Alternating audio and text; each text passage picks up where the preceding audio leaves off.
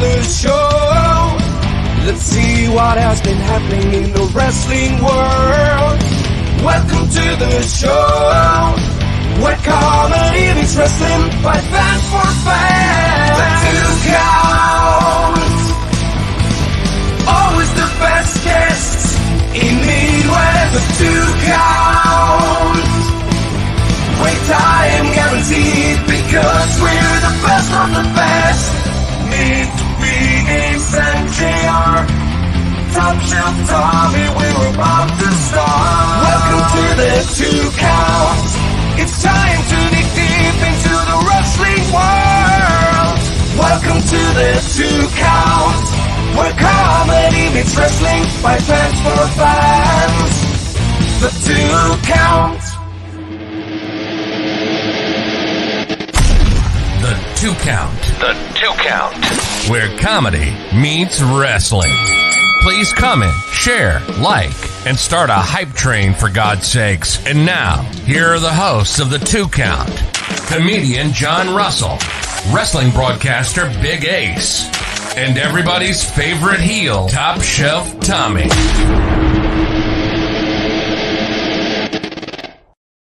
Happy birthday to you. Happy birthday to you. Happy birthday, dear Prentice. Happy birthday to you. Ladies and gentlemen, welcome. It's Tuesday evening. It is the official Happy birthday to you. What the hell? The official birthday party for Jason Prentice. Holy cow! One of the owners of Absolute Pro Wrestling is celebrating his birthday this very day, and we are fortunate enough to have him on with us, not only to talk about his life thus far, not only to talk about whatever he wants to talk about, but also to preview Absolute Pro Wrestling this very weekend in Waterloo, Iowa. Good evening, everybody. Holy cow, look at all the comments. Comments. Apparently, they're saying that Jason Prentice and Mike Vandy are twins. That's from Zach. Thank you for that. Because Luke Raven's in the chat already saying that you and him share a birthday. What?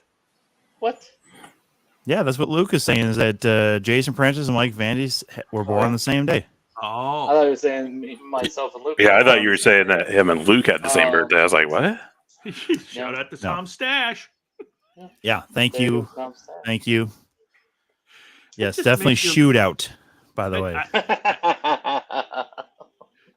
I was gonna say I didn't say it beforehand, but it's an interesting mustache, Tom. Thank you. I think I like you better with a beard, but the mustache makes you look kind of like you're Canadian. Hey. Hey, now. It's that top shelf life over here, buddy. That's what it was. I was trying to think earlier. I was like, why is he look? You look like Farva from Super Troopers. Oh my God, yes. Hey, car 23, that car is hot. Oh my gosh. Well, we had Dude, a lot of it's called stuff Ramrod.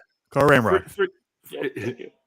First of all, happy birthday, Jason Prentice. And we're happy you could come on with us, and the timing is perfect.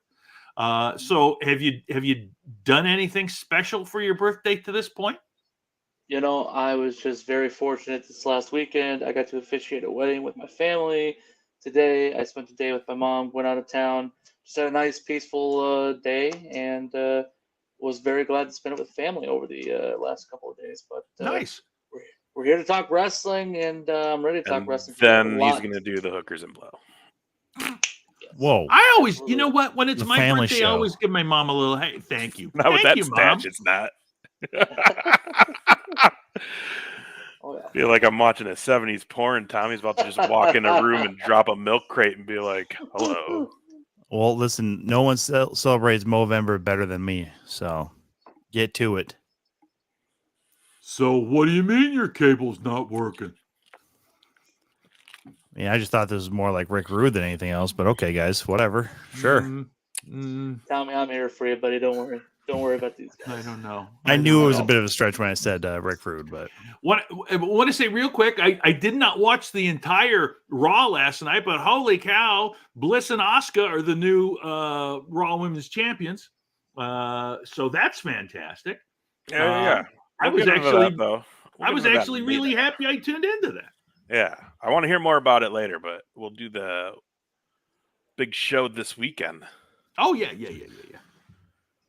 Gold Rush this Saturday Yeah. with Absolute Pro Wrestling. Obviously, that's why we have Mr. Prentice, not just to celebrate his birthday, but to do the dang thing with the show and the preview, talk about it. And by the way, that poster is a fantastic looking poster, and you'll have some of those on hand at the event for people to buy. Yeah. Yeah, I mean, people can get those at the event. Shout out to Pyramid Productions. Alex Riley does a hell of a job. Any promotion he works for, he puts his 100% effort into it, and we're glad to have him as a partner with us. And again, he knocked it out of the park with this. I'm always demanding. He had to work with my uncle a few times, and when my uncle passed, I said, "Don't worry, I'll carry on the tradition of telling you, thank you for the poster. Also, I need this change, this change, this change, and this change. Thank you very much." No, just a couple edits, just a couple, and then he'll make those edits, and I need more edits after that. But no, we appreciate Alex and all the work he does for us. Hell yeah. Let's get into this before we go through the matches. We're going to crown a champion for the first time in APW history. You want me to show it now? I didn't know if you want to introduce. Whoa. Uh-oh. He's Bray Wyatt us. Someone's about to run in. What happened was my grandmother just called, so a little peek behind there. Grandma! Not now! I know it's my birthday, Grandma, but I'll call you back. basically, they said, "I love you, but I'm on the shelf." This is top shelf time, damn it. Come on, Grandma. Learn. Yep. Well, Grandma's going to like this, though, because look at that. That is a beautiful belt right there. It is. Shanky tuning in. Good to see you, Shank. Tuning in. Yep. He's. But I like so the side plates are the states that you cover. That's pretty awesome. That's pretty old school. We wanted a touch of Mid-South and Midwest because right now Shank and I we take care of our Midwest business. Brandon Shanky Eubanks and I, we're really covering as much ground as we can this year with the state of Iowa and with our partners down in Tennessee with Bam Bam Bundy and Danny Dollar. Both of them have come together to put up a show so far. They're working on figuring out details for stuff in 23, which will be really cool, and hopefully we have an announcement on that soon. But I would say it's really cool to incorporate the Mid-South, the Midwest all together in this belt. The designer of the belt, and I feel so bad because I can't his name. Man, he is a important guy today on his birthday. People keep calling him on his birthday. What do you expect? I expect a little courtesy. Block all calls. Yep. Oh yeah, that's what it's going to right now. Don't worry. Shank, if that's you calling him again, god damn it. Oh, it was Grandma this time too, right? Yep. Always. There we go. Can't get it now. There we go. Anyways, so you're saying who was the belt maker? So that's the thing. I can't remember who the belt designer was. I'm blanking on his name, but the guy knew my Uncle Bert, and he said, "I want to do something cool for the belt. Tell me what you want specifically, but I have an idea." It's okay. So Shank and I, we talk, everybody's talking, and we send the guy the idea, and he's like, "I got it." So that belt is based off the AW, like the combined efforts with some Mid-South belts. I believe it's when AWA and somebody else, the USWA, probably it was the USWA, like their super title they had that Lawler would win years and years ago, and it's based off that design. based off the USWA championship. So he's like, I want to do it because your uncle worked in there in later years, and it's kind of like old school meets new school. And I said, well, hell yeah, go for it. So it was really cool that guy took the time to put a meaning to it, and it was just, let's get another belt made and put through, and we're done. So we're definitely looking forward to going back to him for some future projects as well. I like cool. it. I like it. Let's okay, so we have some graphics from some of the matches that we're going to see this Saturday night. There's a couple things that we didn't have a picture for. What do you want to dive into first, boss? So we could talk about the opening contest that I sent you information about there, Ace. If you want. If you'd like. Boom. There it is. Perfect. So this is going to open the show. This is the big match that these two teams have wanted for months. It's come to a head. All the injuries and all the trash talk and the baseball bats. I mean, everything is kind of just out the window now. It's come to a head. Cowboy rules. Basically, it's virtually a street fight. There are no rules. Anything goes. And one team is going to be left sorely disappointed at the end of this. That's kind of the bitter taste for both teams. They know someone's got to lose, but I think they're not really focused on that right now. I think they're just focused on beating the ever-loving shit out of each other. Honestly, you look at the Shank and Bryce Jordan. You look at AVB and Justin Decent, and this is Justin Decent's second match within APW. This is his first Waterloo show for us, and I know he's been itching to get at the boys since all the, just all this went down. All this started with Justin Decent injuring Bryce Jordan, putting him on the shelf for a show, and now here we are, months later, and it's all coming down to this. Justin Decent banned from the last Waterloo Absolute Pro Wrestling show. AVB was there with a fill-in partner, but now we're getting the boys against the Cowboys, and it's going to go down this Saturday. And you said it, we had Justin Decent. We saw that brutal attack on Bryce Jordan, put him out for a little bit. We saw tension with AVB and these guys at that last Waterloo show, and just listening to both of these teams talk about each other. I mean, we saw how fired up on this very show that Justin Decent got. I mean, he's ready to go. Tommy, do you think the boys, I mean, they got a tall task. I mean, we saw how pissed off Justin Decent was, even with you, Jason Prentice. So, I mean, he's got it out for these guys. You got AVB in that corner. That's a lethal tag team right there. Well, I mean, I want to just step in here and make sure everybody is fully aware of where my loyalties lie. I do appreciate me some Justin Decent and some AVB, but the boys, they are living that top shelf life over and over again. We saw at the last Absolute show where Shanky was trying to fend off two guys by himself, and then Bryce came in later to fend off and help out his partner like he should. Like everybody should always help out their partners as much as they can. And it brings joy to a guy like me to see the boys back in action down there in Waterloo, basically their backyard. So, I mean, if it's me, if I'm a betting man, I'm going with that top shelf life, baby. That's right. Shout out to Tim Nella, our good friend Timmy Nella. I hit him up. We're going to try to get him on in December. It's been a while since Timmy's come through. Heck yeah. And Jello, the little man hanging out with him. It's good. They always enjoy that top shelf. So I appreciate Tim. I'll just say this. I wish there was a way that Shank could win and Bryce Jordan could get the shit kicked out of him. It could happen, but I mean, this is, and I don't know. I mean, do we have that video so we can show Prentice? Prentice, did you see? No, you guys, this is the Thunderdome, and it's a fantastic venue. I've already looked around. We'll show you a little bit more later. I'm going to hit the can quick. You can come in with me if you want. I mean, to a certain point, right? But, gosh, you get like a ladies' room, men's room.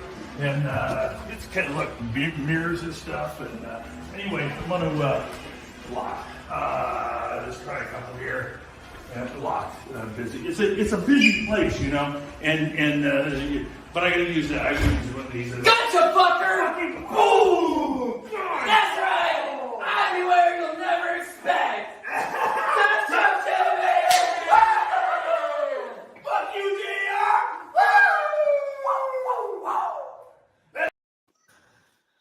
Oh, the glorious.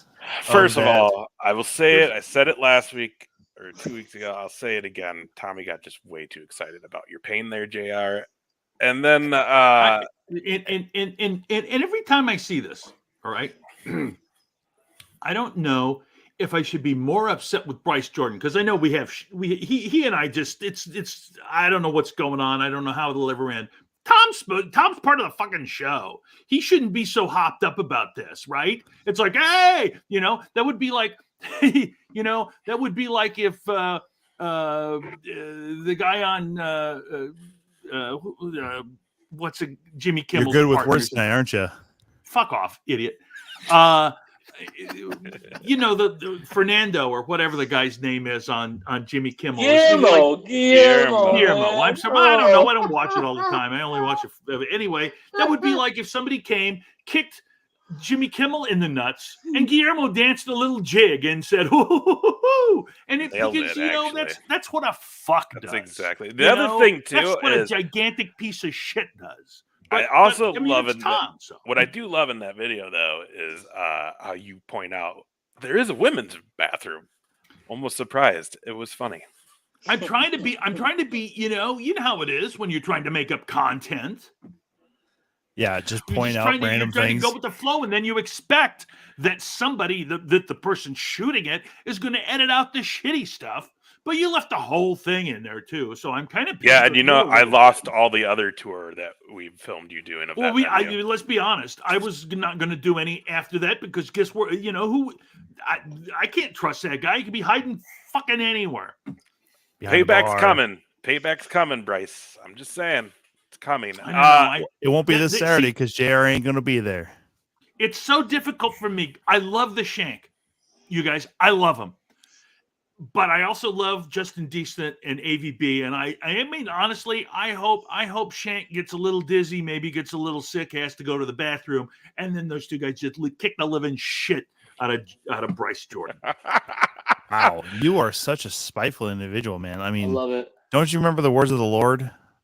Forgive thou. Yeah, an eye for an eye. Fuck off. Oh, there's that part too, but that's like Old Testament stuff, man. Come on. I don't care, religion boy. Who religion boy. Whoa, don't come after me, man. I feel like the next show JR needs to have JR Tom Petty on his little name graphic there, because JR is so petty. His first name is Tom. That's how petty he is right now. A little bit. He's a little bit. When was the last time? Hey, Jason. When was the last time you got kicked in the nuts? I didn't piss off Bryce Jordan. I don't know what you did. I didn't piss him off either. I don't know what you're doing there. All I'm doing is speaking. You called him out for being. Yeah, you called Bryce out for going from the golden boy to the golden god, which he truly is a golden god. So I don't know why you keep coming up with this whole I don't know why he's coming after me, because you're so pissed off that the man grew up. That's all it is. He grew up. It has nothing to do with it. I've always given Bryce Jordan the respect that he deserves for being a top-notch wrestler and athlete. Top shelf. He's a top-shelf wrestler. Can I ask, though, like, hypothetically, for everybody in the room right now, if Bryce Jordan was not in that stall, what were you going to do at the end of all this? Oh, well, he was going to kick me out so he could take a shit. Yeah, that was going to be the thing. That's kind of double the trouble with that, is JR actually had to go. So when he gets kicked in the nuts, well, did you tinkle? Did you tinkle? Did he make? Did it? No, did no, it cause some, no. Like he may have himself a little bit. Again, I don't know when the last time you got kicked in the nut was, but it sort of makes everything sort of like reverse motion. But all I know is JR was about to take a crap, and then he got kicked in the nuts. I know if that was me, there's a chance I may have pooed myself after the kick. I don't know how bad he had to go though. All I know All I can is say is you guys didn't see me for a while afterwards because I was A, in pain, B, pissed, and D, had to take a shit. When you say you were Think about it, pissed, everybody. did you My tinkle? ears were dim near bleeding on the trip home the next day with all the complaints. So I think Yeah. that's about equal, right, JR? well, We're maybe you even? wouldn't have complained if you No, wouldn't we're have not. cheered. No, we're nowhere close to even. Either way, though, big matchup for Du Bois, Bryce Jordan, and the Shank taking on Justin Deason and Aaron Von Baron, AVB. Guys, I gotta say it. I like Du Bois too, but my picks, Deason and AVB. Oh man, Shank's gonna be so upset with you, Ace. I love him, but I also know that AVB and Justin Deason are looking to kill some people on Saturday. Listen, you know the thing I think. Oh, you go ahead, Tom. Go ahead. Oh, I was just gonna say Shank can be mad at these two because he ain't never gonna be mad at me because I know how good Shank is and I know how good Bryce is and I know there's not a whole lot of things that AVB and Decent can do. But I know it is a street fight, basically cowboy rules and stuff like that. Cowboys match. Cowboy So rules that favors. I mean, the I guess that's the whole thing. They can't out wrestle the boys, so they got to just try and beat them down. I get it. They are malicious. That's the thing. Like when we were discussing this matchup, I'm like, Shank, you got a little authority on this. Are you sure you want to do this? Like this is their match, like you don't got to do any of this. You can have a regular wrestling match. And he said, I just want to beat the shit out of them. I don't care what kind of match it is. I just want to get my hands on these guys. I just want to talk a minute. And then I just want to beat the shit out of these guys. Well, I'll tell you what, if you don't have your tickets for Saturday night, you might want to get them because this match alone is going to bring that building down. Moving on to our next match, going on Saturday night at APW's Gold Rush. What do you want me to do, Mr. Boss Man? So we don't have a graphic for this, but we can talk about Ricky Bronson. Ricky Bronson is issuing an open challenge, and the word on the street is that he has a new manager with him. I don't know if we're going to see this person at the show on Saturday. What I've been told is that Ricky has taken a different approach in many things in the ring. I think you're going to see a different side of Ricky Bronson than most folks have seen elsewhere. I don't know who's in his head, but we might find out on Saturday evening. It's somebody we've never seen in APW, and according to Ricky, this is a brand new manager in the state of Iowa. So I have no idea who it could be. Is it Tom? Is that why he has the mustache? It is Tom. I can confirm that it's Top Shelf Timothy Chilstrom. Well, Timothy, huh? That's a new one. What a shame that Ricky Bronson's career is going to go down the toilet now. JR. Don't bring the hostility from the previous match rundown and obviously the greatest video of all time. I'm a human being, man. I'm not a robot. You can't put me in a compartment. Okay, but do I put baby in a corner too? What kind of garbage are you talking about over there? All right. And if I was Ricky's manager, which by the way, I am not because Ricky Bronson smells like garbage and looks like garbage. What I was going to say is I was going to be like, I don't think Tommy likes people from West Virginia. So. Oh, no. There's a lot of fine people from West Virginia. I mean, John Denver didn't make the song for nothing. Okay. Clearly there's a reason people would go to that normally a hellhole of a state. And, Ricky actually, let me back up here. He may look like shit and smell like shit, but he does definitely not act like shit. He is a primetime wrestler. So if I was his manager, lucky him, JR. So first of all, mind your fucking P's and Q's here. All right. Maybe it's JR. Maybe he's just kind of swerving us right here. Maybe he's like, you know what? I need to get revenge on Bryce Jordan. Ricky Bronson's kind of a... It'd be more likely that's Jim Ross, the real JR, and not this one over here, right? Or over there. Well, sorry. The one thing you guys are all forgetting talking about this manager thing is that's just one piece of the puzzle because the other thing is there's an open challenge. Right. And so who's going to answer that open challenge and actually take on Ricky Bronson Saturday night? That is the question. All I know one person it won't be. Who's that? Top Shelf Tom Chilstrom. Yeah. Yeah, He's got to manage. He's got to manage on Saturday, obviously. All I know is it's an open challenge, and the rumor is the contract has been accepted by somebody. So we'll see who it is. All right. So there's another reason. Be there Saturday night. Hey, by the way, where can you get your tickets for this show, Jason? You can go to our Facebook page, Absolute Pro Wrestling on Facebook. You can DM us there, and you can also email us, which figuring out the spam folder can be tricky dicky, but we got her down. We got her solved. You can email us there though, apwtix@yahoo.com for your tickets, or you can get them day of the show. I think that's something that a lot of people don't maybe necessarily think about is day of the show. Do they even have tickets available? Yes, we have tickets available day of the show. So if you want general admission, or if you want the limited, first row, second row seats that we do have, you can get them day of the show as well. Yeah, we're going to pack the place. It's going to be a lot of fun, so make sure you're there. Moving along this show, where do you want to go next, Mr. Prentice? We will talk about one other match that you don't have a graphic for, and that's okay. Things happen. We had to change the match card up a little bit in preparation for the show. Bam Bam Bundy was originally set to team with Jamison McGregor, who's making his APW debut on Saturday, to take on Chileo. Bam Bam Bundy, he's been kind of dealing with Chileo over the summer, over the early, start of our promotion. And he sent Danny Dollar after Chileo, as a response. And both times, these Memphis guys weren't able to get past, the King of the Cosmos, Gable Galileo. A lot of it had to do with the trickery, the chicanery of Max Chill. But this weekend, we had to make a change. Bam Bam Bundy dealing with an injury. So AC Riley from Wisconsin, he's well known in Wisconsin. AC Riley is making his APW debut. He's going to team with Jamison McGregor. Those are two brawling brutes right there. If you're Chileo, your strategy definitely changes just a little bit with this matchup on Saturday night. So I'm really excited to see these two young teams collide here on the 5th. That's going to be another big tag match. I'm excited to see that. Very bad news about Mr. Bundy there. So speedy recovery to him so we can get him back up here and see him in action and take care of those horrible Chileo duo.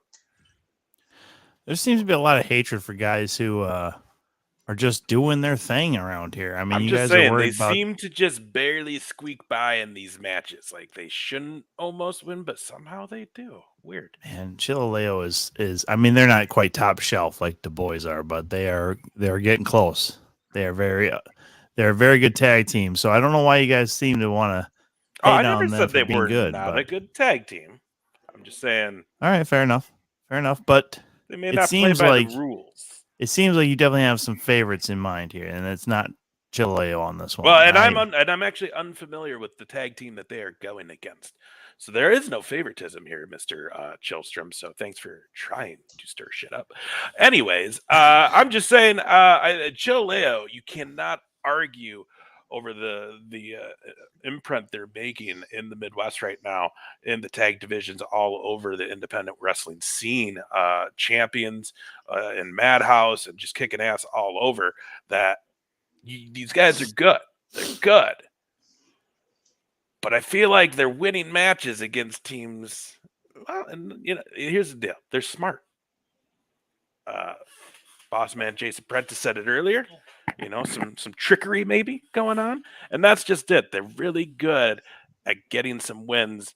Maybe not the best way, but they're winning. And that's what matters. And here's the thing, too. I've noticed this at the shows that I've seen them wrestle at. Yeah, they are underhanded sometimes. But as you said, that's smart. But here's the thing. Seems like all the girls love those two guys.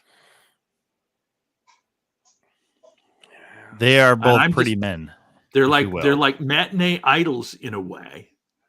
And yet they're clever.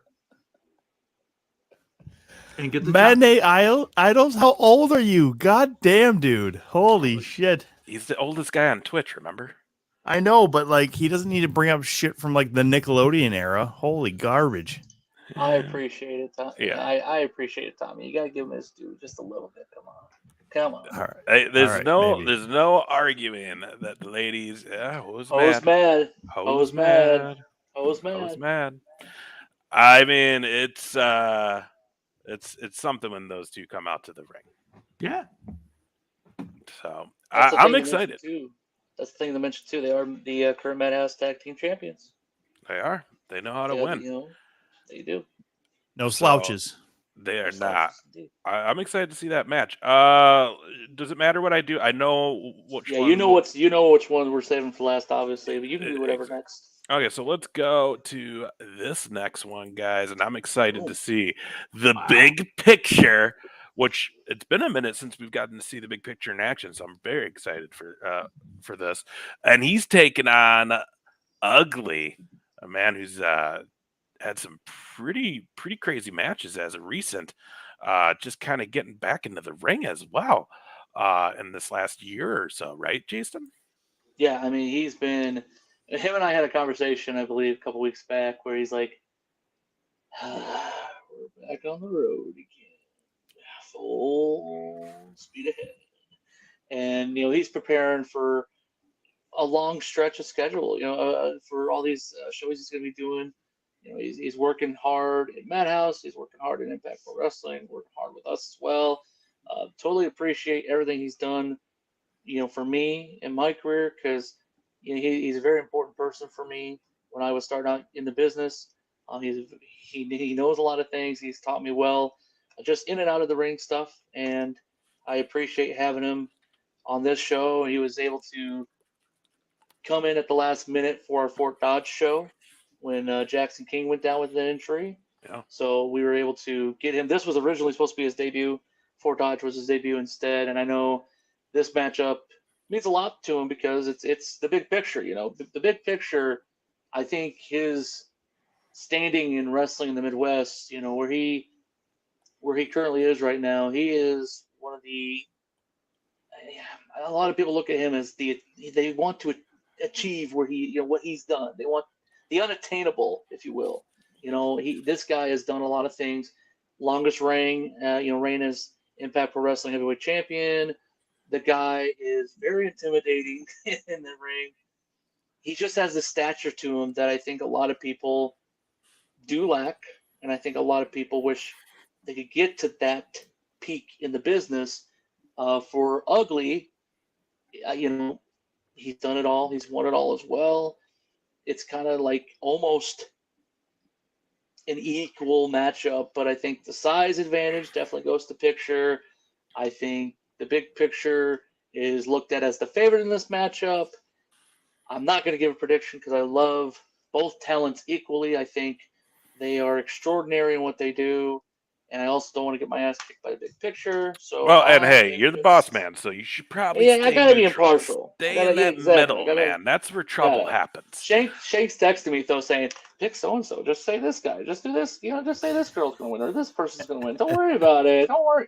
Tom's got your back." I'm like, all right, whatever. I do have. Yeah. I will defend anything you say as far as predictions and stuff like that. But I do feel that this matchup again, it's a must watch. I think it's gonna be one of the best matches we have of the evening.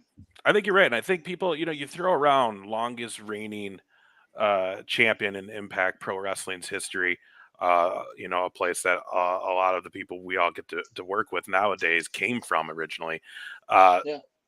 That's no just footnote. You know what I mean? People talk about long title reigns, but to actually go through a long title reign, and then also to be doing that in a big picture, had to do this in a pandemic era too, where he was putting that title on just repeatedly, like every week online, just for fans to watch. Not to interrupt you, but I think a lot of people give him some grief about that. Oh, you were a champ during the pandemic. What'd you actually do? Look at the shit they put out. Like they put out content weekly, constantly. And he defended his belt again and again and again. You can't knock what the guy did. So he to say, earned the pandemic, screw that shit. He earned the belt the hard way. He defended it night in, night out, as much as he could during the pandemic. And kudos to him. he took any and all challengers on and he beat them. Yeah, I and mean, he's going to be can't- facing Iowa legend in Ugly. What are you most excited to see out of this, guys? I would describe this match as a T-Rex in the big picture versus a pit bull in Ugly, and I think that there's a size difference that I think that obviously that advantage goes to big picture, but I've never seen Ugly quit, and there's something to be said for that just drive and guts. So I mean, it's a real hard one to pick and call, I think. I would lean towards Ugly only for this reason that the big picture has been out of the picture for a bit, and Ugly has been going at it here for quite a while. Well, I do have to ask: is there any stipulations to this match? Because the last time I saw a big picture was in the Forte Center, and I believe he was taking on Malice in an Extreme Rules match. And the last time I saw Ugly was just a couple weeks ago there at Madhouse in an I Quit match. So I wanted to make sure this is just a straight up match, huh? Yeah, this is straight up. I like the comparison of the T-Rex and the Pitbull. I think that is very fitting in this situation. Again, it's one of those matchups I'm really excited about. I'm very happy we got it on this card because this is the cherry on top of our first season, if you will, if you want to go that way, in Waterloo. This is the last show of the year for Waterloo. We'll pick back up in March of 23, but this match just helps to really build a huge evening for us. Hell yeah! Want to say hey to Adam Love also. Heck yeah! Shout out to Adam Love. Yeah. Sorry. So now we're going to get into this next match. So we just seen both these guys recently, and that is JT Energy taking on Cole Potato Daddy Cannon, sponsored by our very good friend Clint and Tag Team Photography. Shout out to Clint. We know he likes to watch the show. We are big fans of Clint, of his write-ups and photography work. So shout out to him. Thank you for sponsoring this great match. This is okay. So JT Energy is a guy that we already know, like, can go at a high caliber, right? But we also know Cole Cannon is a guy that loves pain. We've talked about this before. He loves getting hurt. He loves, like, you hit him, he's gonna yeah, all right, I loved it. I'm gonna hit you harder now. So this is gonna be a fight with these guys. Yeah, I feel like everything you saw in Madhouse with the two, after the match, I think that's carrying into our show a little bit, just with Cole wanting a little bit of revenge. When we were discussing matchups for November 5th, Cole Cannon messaged myself and everybody who is associated with APW, from Shank to just even people who aren't in ownership. He's like, hey, can you help me figure out a way to get this done? He is like, hey, I want to show you guys what I am capable of doing in any given situation. I want to prove myself. I want to be a heavyweight champion down the road. Like, what can I do? And we said, well, if you're going to talk the talk, you got to walk the walk. And he's like, well, okay, I understand that. And I said, Shank, what do you think? Shank's like, pick an opponent. Who do you want? He name dropped JT Energy, and that promo you heard on our last show. He talked about why it's so important to him to face JT Energy. Everything he's done in the Midwest. He's been a singles champion. He's been a tag champion. It feels like he's been on top in FCW and CEW for years. Mm-hmm. What he's been able to do in a short amount of time is super impressive. And for Cole Cannon, if he's able to get past JT Energy, that does slingshot him into a little bit of conversation, not just with us, but I feel like with other promotions as well. Hey, because he's the current Extreme Champion for Impact Pro Wrestling, so he's already kind of proved himself throughout the summer. Beating Matty Starr for the belt in Waterloo was a huge deal.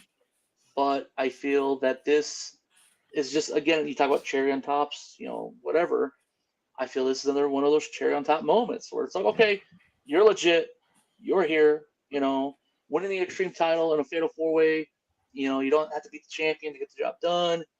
So some people may push that off to the side a little bit. No matter who's in that match, they kind of push it off to the side, and I think he's a little bitter about that. And, because we've had discussions about it, but this is kind of one of those matches where if he gets by JT, you can't just shut that off to the side. You have to acknowledge it. You have to be like, all right, kid's the real deal. Has to be, right?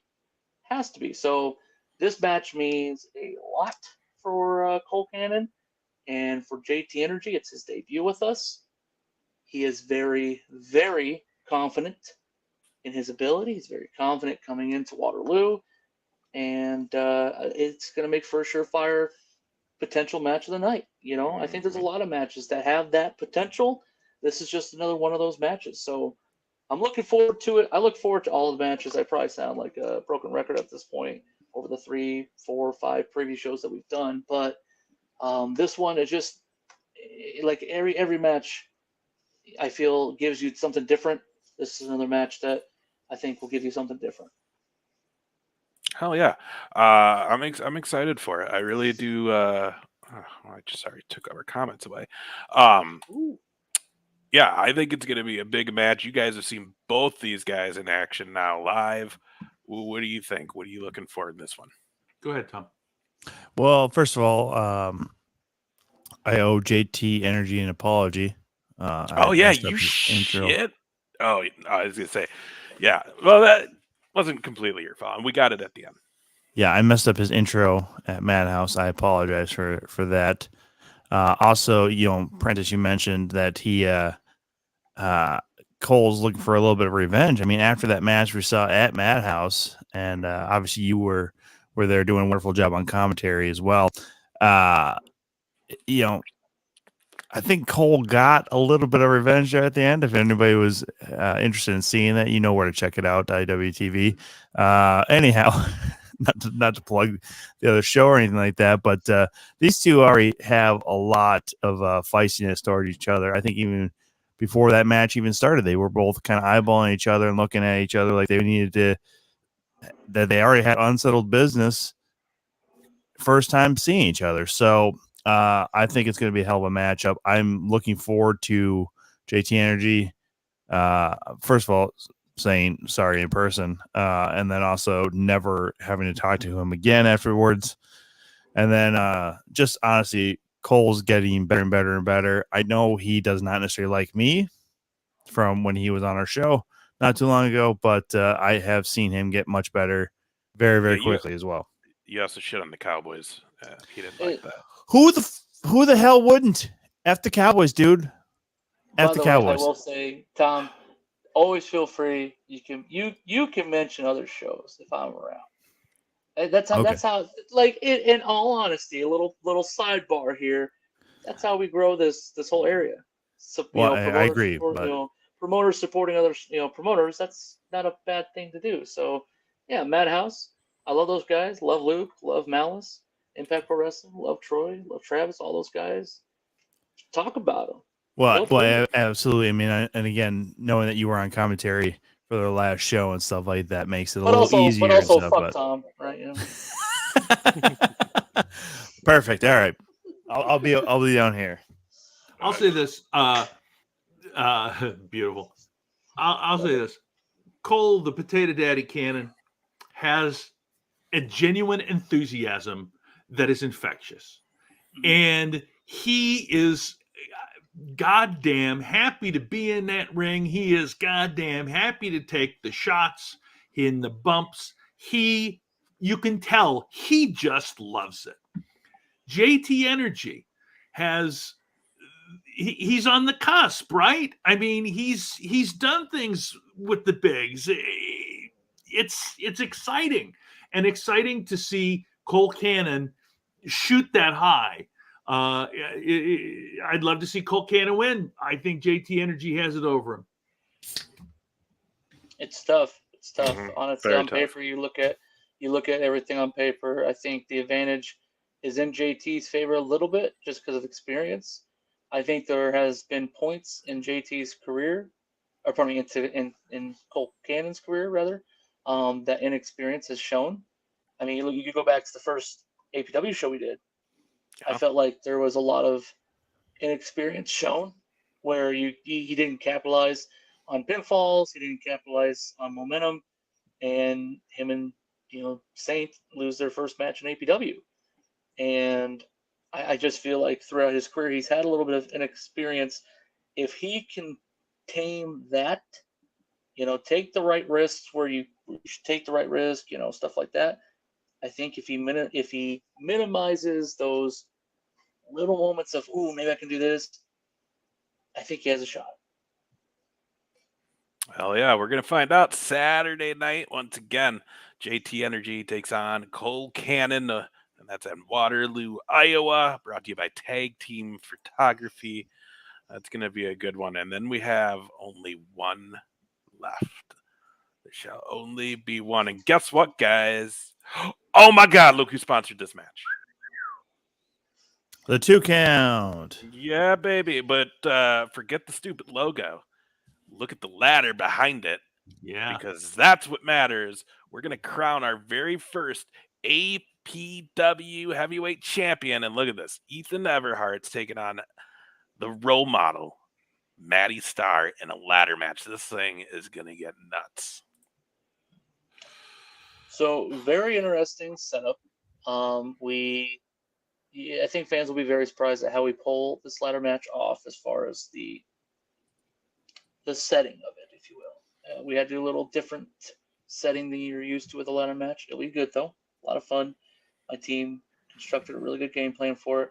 Shout out to several people who helped us come up with the concept of how we would make this ladder match happen.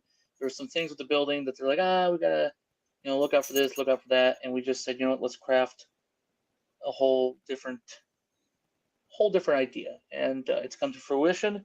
So we can deliver this ladder match at 100%, on Saturday. As far as getting into the match itself, both men had to earn their way into the finals of this mini tournament that we had. AJ Smooth, Ethan Everhart. AJ gave it his all, bled throughout the match as well. Thankfully, was checked out by people who knew what they were doing afterwards. And they made sure he was okay. Didn't need to go to the hospital for anything, which is always good. And Ethan Everhart was able to punch his ticket into this main event. Maddie Starr against Devin Carter, a top guy. Talk about top shelf, top guy. Devin Carter making his return to the ring. About stole one away from Maddie Starr. I think a lot of people were very surprised by the effort from Devin Carter, but those who know that Devin Carter is no slouch, and he busted his ass. It just wasn't enough. Maddie was able to find the weakness, take advantage in certain spots, and here he is fighting for another heavyweight championship. Maddie and I, obviously everyone's seen it. We have peaks and valleys. We used to have a lot of valleys, and right now we're I should say we had a lot of peaks, and right now we're in the valley with some of the things he thinks about me and the business itself. I don't really agree with his thoughts and his opinions on some things, but Maddie could be a jerk. Let's just say. he could be a dick. Just say it as it is. Maddie. End of the day, you don't have to like the guy. You don't have to even respect the guy. I respect his talents. He's been doing this for how many years now? I remember going to shows in Algona and early 2000, I would say early 2010s, 2010, 2011, even a little bit before that, 2008 even, seeing him perform, and you're like, man, this guy's really freaking good. And to today, you look at him and you're like, God, this guy's still really, really good. His longevity speaks for itself, and his talent, again, speaks for itself. I don't like the guy. I think he's a prick. I think that inside the ring, his talent, by far, he's probably the best in the Midwest. right now, and I'm sure a lot of people will have an opinion about that. At me on Twitter. I don't give a shit. Bring that shit but- this At way. Stud Facilitator, by the way. Yeah, at Stud Facilitator. It was JP93 on the Twitter machine. But he is the best, if not one of the best, however you want to say it. But for Ethan Everhart, it's a special thing. If you can win your first, heavyweight championship, represent a promotion in your hometown in a ladder match, he's never competed in him. I mean, there's got to be a lot of nerves for him. I don't think he will show any nerves, but he's a young kid, never been put in this situation, never had to fight in this kind of a situation, certain environment. I love Ethan. Respectful human being. At the end of the evening, whoever gets the championship, they truly deserve it. This is no easy match. It takes a toll on your body. Maddie's been through ladder matches. Ethan hasn't. People will say experience over lack of experience. But a reminder, Maddie's been in ladder matches, and he ain't won some. The Regal Twins against the Legend Killers, beautiful example. I am sure Ethan Everhart is checking that match out to see maybe where he can learn from it and use it to his advantage. All I know is that Saturday night, we're going to crown our first champion, and I'm really looking forward to seeing who's going to represent our promotion going into the new year.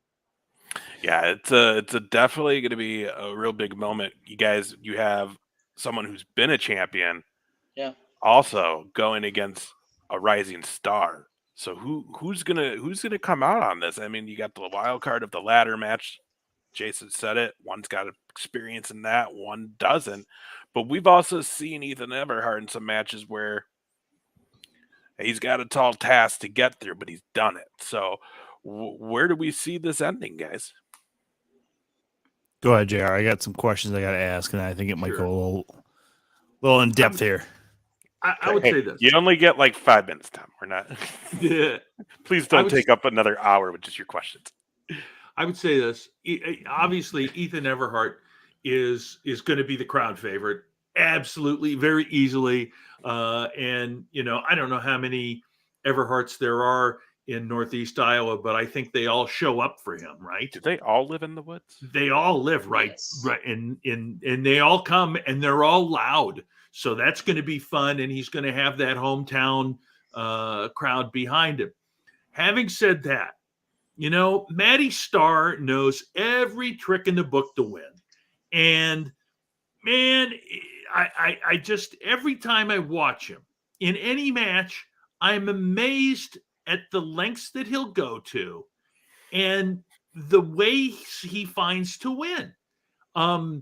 Does he bend the rules? Yes. Does he break the rules? Of course. But he knows how to do it and get away with it. And I mean, as much as I like Ethan Everhart, and yes, he's a rising talent, I just have to say Matty Starr is going to come back with that belt. I agree. What do you think, Tom?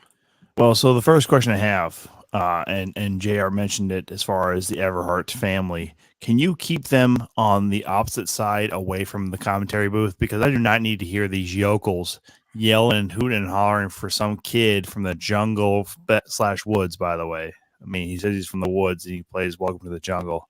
Kid's confused. That's just number one. Keep them as far away from the commentary booth as possible. And then the second thing being, you're saying this is going to be an interesting rigging as far as where you're going to put the belt and everything like that. Are we going to be seeing like some kind of modified Ultimate X, from post to post? Or is that what we're going to see? Because if we are, I'm calling in favors, man. Christopher Daniels needs to be there. AJ Styles needs to be there. Samoa Joe needs to be there, man. Christopher Sabin needs to be there, right? They need to be there if it's going to be something modified like that. Come on now. I love that you government named Christopher Sabin. I do love that. You government named him so hard. I did. Yeah, sure. It is basically a modification where it would be like hell yeah. Fuck yeah, dude. That's gonna be so much more fun. I mean, a ladder match is always fun anyways, but like you can throw in like where a guy is like possibly trying to jump on the rope and like climb on over. Heck Heck yes, dude. Heck yes. Oh, I'm way too excited for this now. And I was already excited beforehand, mostly because, I mean, I can't wait till Ethan Everhart loses. Great kid, great athlete. There's no doubt about that. But I can't wait till he loses in front of his whole family and has to tell them all why he lost. Because, Mandy Starr is just a better role model, a better athlete than I am. Mandy Starr just knows how to win. What? You won't have to tell them. They're going to be there, you idiot.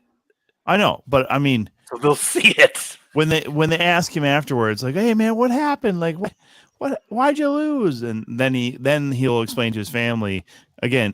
It's one bumpkin talking to a bunch of other bumpkins. I need them to all understand Maddie Starr is that good.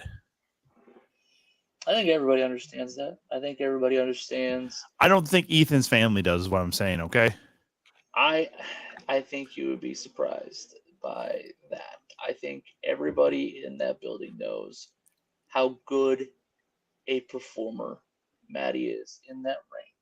Regardless of how big of a prick he is, you can't deny how good he is with talent. You know, he said it to my face. He had a point.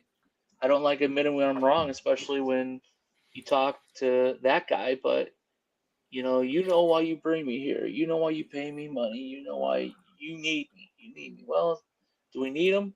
Yes and no. Do we want him? Absolutely. He's one of the best talents in the Midwest. I just don't want to have to hear the shit that goes along with it because it's not needed. But he likes to poke the bear. Everybody knows that. He's always wanted to do that. He's somebody I would never add on social media just because I'm sure he's got some thoughts that I don't care for. But again, talent-wise, above a lot of people. And like you said too, I believe it was Ace who mentioned it. He's won a title before. He's been heavyweight champion, had a lot of spots in the Midwest.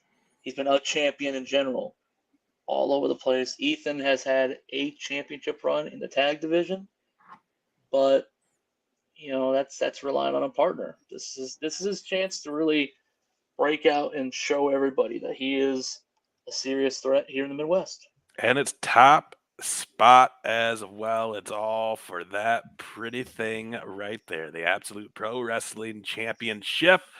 We're going to find out who will be the very first holder of that title Saturday night in Waterloo, Iowa. Will it be the role model Maddie Starr? Will it be Ethan Everhart? We're going to find out. I can't wait. Again, my money's on Maddie just because he knows how to, usually these you don't matches want to get kicked in the dick like they well, are. yeah. I don't want to get. First of all, Maddie won't kick you in the dick. Maddie will lay out. No, last time I saw Maddie, he like grabbed my nipple as hard as he could, and it wasn't cool. So I'd like to avoid that again. But also, and HCW just said it, ladders are dangerous.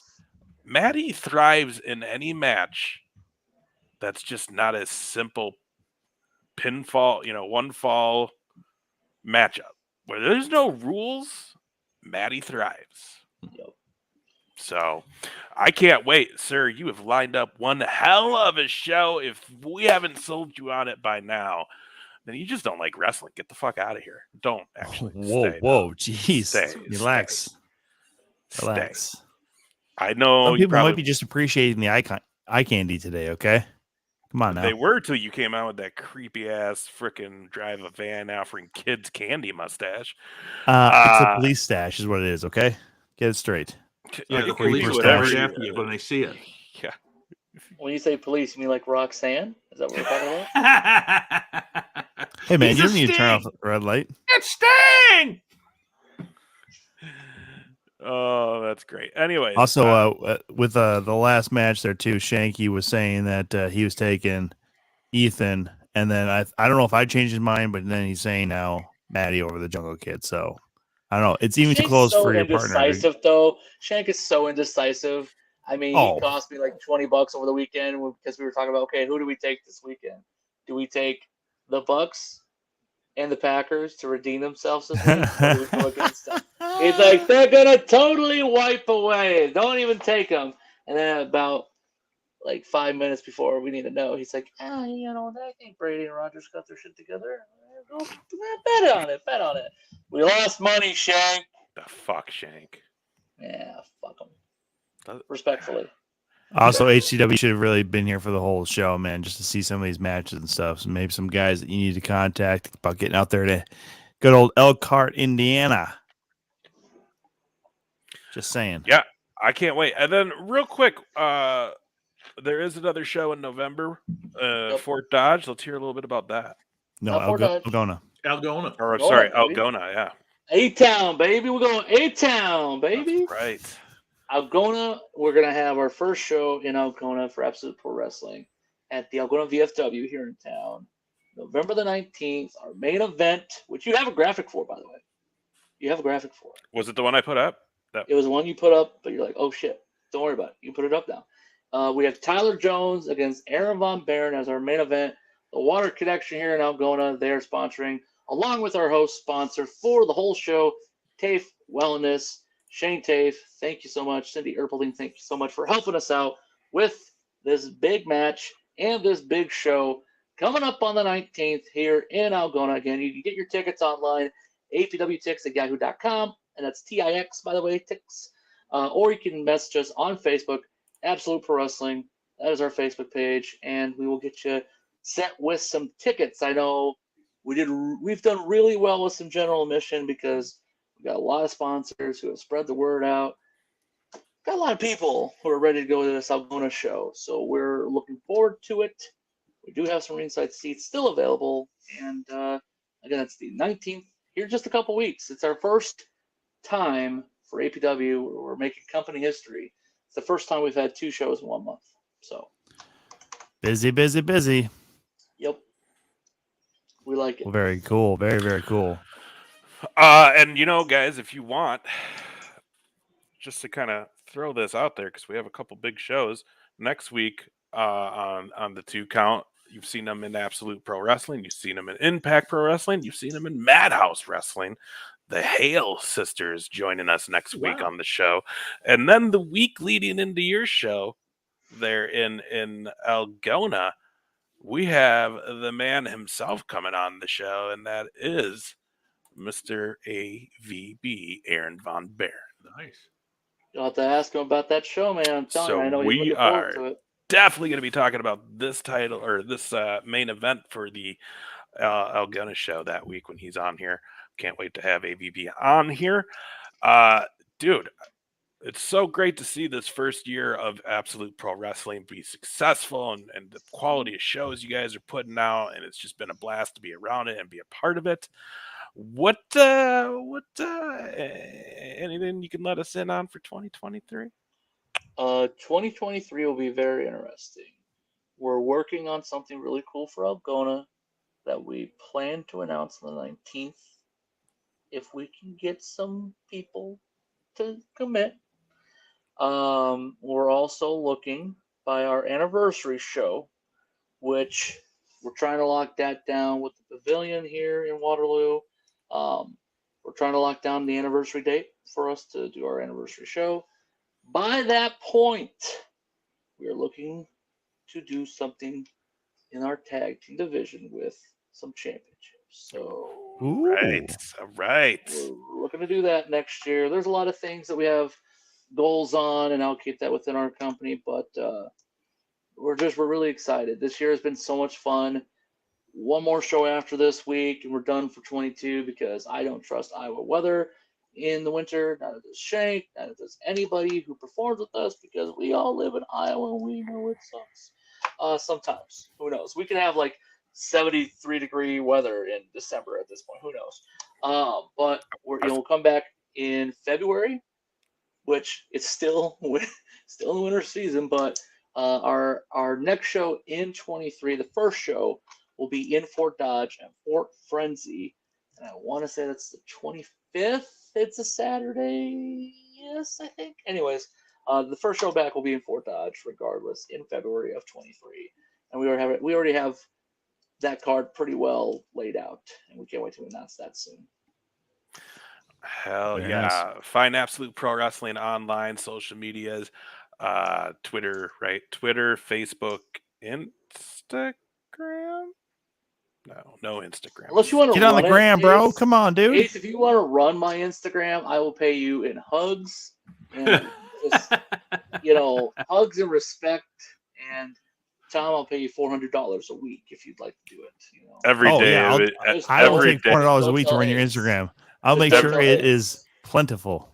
Every day, it's just going to be a selfie of me. It's gonna be stash after stash after stash pick. You know what though? I did that at my cousin's wedding this weekend with the selfie thing. Yeah. I learned this trick from the death dealer. By the way, that's on the hush hush. He taught me this trick where people are like, "Hey, take our picture." He goes, "Sure." Flips it to himself real quick. Yeah. Takes the picture. Maybe gets one of them. He goes, "Oh yeah, here you go." This weekend, I was doing that all over the way. Oh, that's All over the way. great. That's great. Just ruining people's memories. I love it. Absolutely. It's what Tom would want.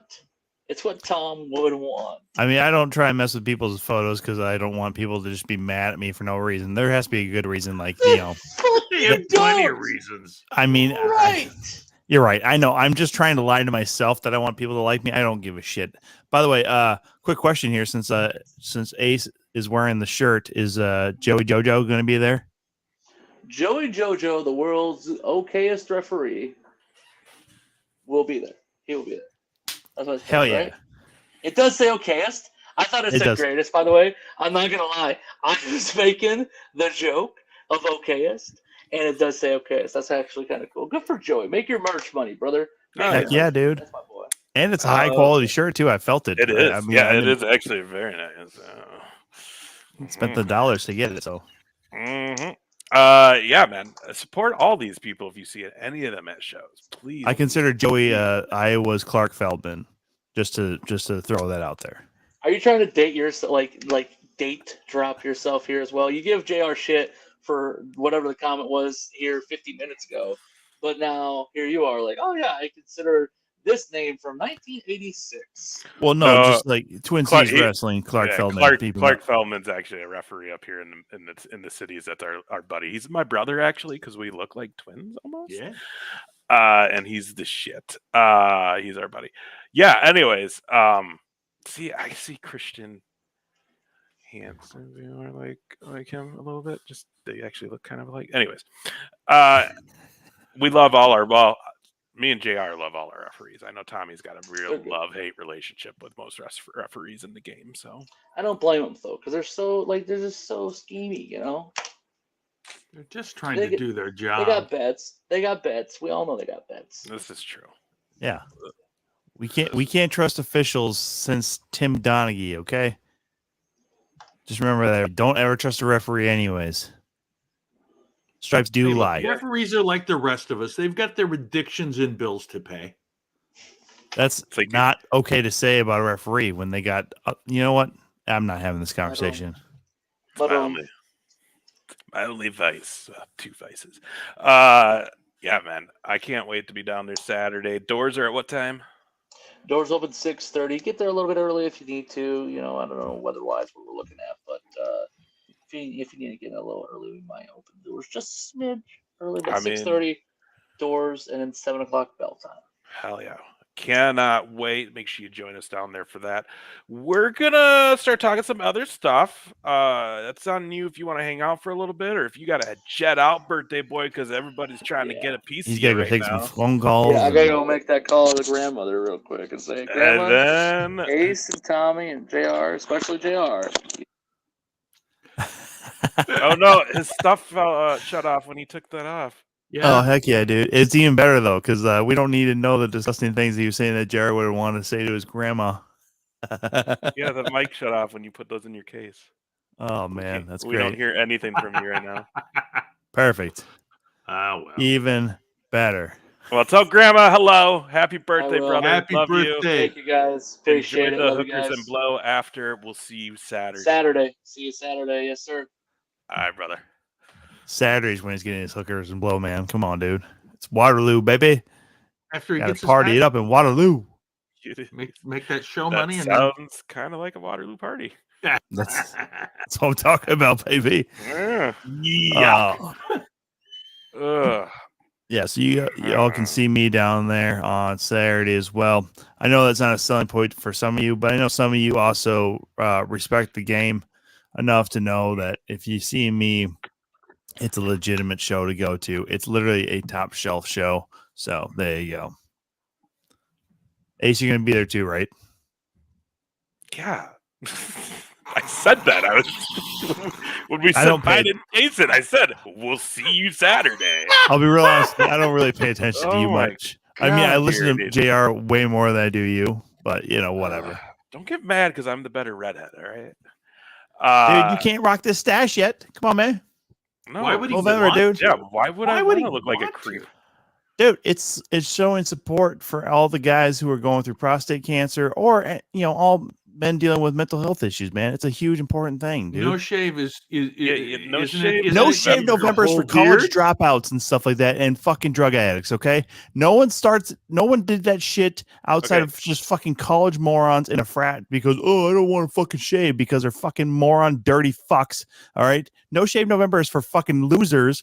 Movember's where it's at, you losers, you clowns. Hey, guess what? It's facial hair. They're the same fucking thing. Who cares? Anyways, I trim this thing up. I want to make sure it looks sweet all fucking month. Get the fuck out of here. all right, fucking give yourself the flavor saver. No one gives a shit. Anyways, yeah, I went to Florida, and that was okay. Wes says hi to everybody. He's We love hanging Wes. in there. We love Wes Briscoe. He's hanging out down there in Orlando. Did you all get a show recorded or no? We did not. We're going to be doing one on Thursday. We did a lot of talking about the show and kind of some plans that we have. So there is some video footage that we might show on the next episode from us at Halloween Horror Nights. Holy shit, is the lighting horrible at that place, though, because it's dark. Yeah. But hell of a time. Hell of a time. Not cheap, but well worth the money. If you're So in that area, or if you're gonna go or thought about going, just go. It's wow. What's the it's fun. tickets cost? All right, so we went the day before Halloween. So we went Sunday. So it was like $350 when said and done. But we did, and we did the express thing, the express pass, and that's what cost so much money. Sure. With taxes, everything came out to like $350. But you go to this thing, it's from 6 to 2 a.m., right? Oh, There's wow. 10 houses, right? You got to Damn. think most of these places are going to have an hour to 2 hour long lines. So when you really think of it in that way, how many houses out of these 10 scary houses are you going to get through in a night?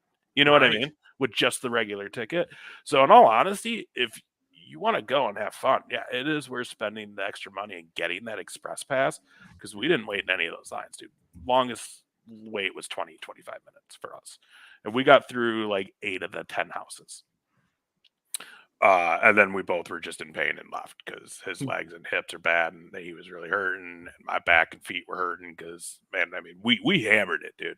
It's a lot of walking. That first hour and a half, we went straight to the back and we hit like the first 4 we saw, like boom, boom, boom. But holy shit, is it fun. Really, really a good time. The production value is amazing. The first house, I like sped through it because, I don't like getting that startled jump scares. Yeah. But by the second, third house, it was like, this is actually really fun. And the production's just, I mean, they go top notch on that. You know what I mean? Just really good time. Well worth checking out. I will say Very that cool, man. Go ahead, Tom. Oh, I was just going to say, yeah. I mean, if I'm ever in Orlando around this time, I'll make sure I check it out then. Yeah, I think I'm going to go back next year for around this time and hang out again, and we'll go to it because it was just a blast. I was just say my Halloween involved going with my grandkids to something that I never knew existed at their schools. Trunk called or treat. Trunk or treat, yeah. I'm like, dude, that's like the thing now. I know.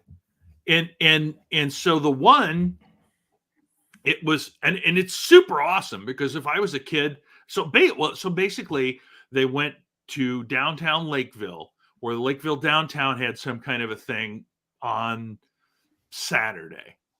And then Sunday, Sunday, well,